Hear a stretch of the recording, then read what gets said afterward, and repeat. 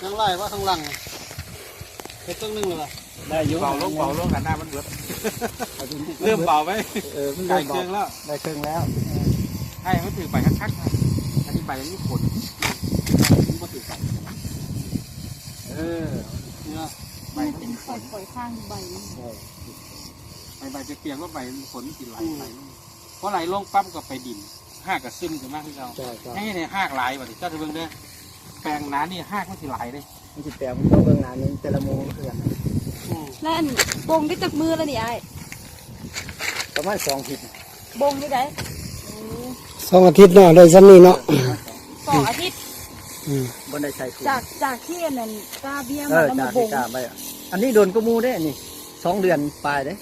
กะลำบ่เนี่ยกะลำดอกกะลำดอกนี่เป็นพักกัดดอกอันนี้กระดอกอะไรนี่กระดอกกูสิไปเมื่อไปอยากอ้อนไปเบิดแล้วกินแล้วนะไปเบิดเขายืมไปเบิดแรงดีซาดไว้มาแรงอาจารย์ที่มันต้นหอยดีก็มีก่อนรุ่นซาดแบบนะจัดไปทดลองให้กล้าท่าได้เลยก็ต้องใช้เคมีก็ได้ใช่ใช้ตัวนี้ก็ต้องใช้เคมีเลยแบดเบิดที่มันลดต้นทุนเนี่ยซ่อนหนึ่งได้ถังนึงอยู่เนาะ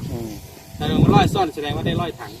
ถังก็พอดีห้วยแล้ว100 ถังกับ200 ลิตรพอดีได้กินชุดนึงแล้วมันมาอีกหัวหน้ามันนั่น